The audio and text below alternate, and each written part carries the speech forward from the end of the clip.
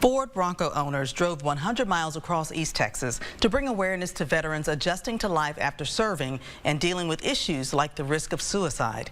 East Texas News Weekend's Vanessa Johnson has the story.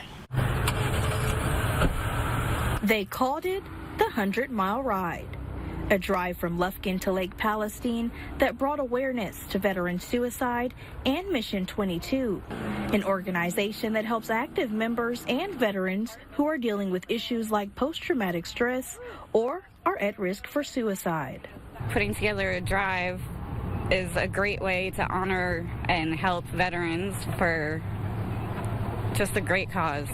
I mean, everybody wants to get together, everybody wants to help, so why not do a drive? Bronco owners from the Angelina County Bronco Club and the Gulf Coast Bronco Association drove behind one another for an hour and a half.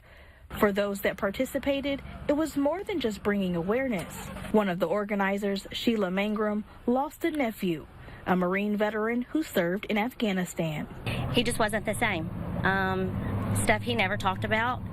He wouldn't talk about it, but being a Marine, that was probably the biggest achievement and one of his proudest moments.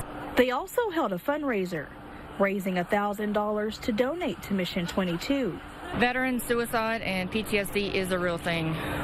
People don't realize the things that they go through when they're on duty, on tour, overseas. I actually did 2 tours. I had to leave my child when she was a year old. I missed her first birthday. Even just being a regular veteran, it's hard for a family.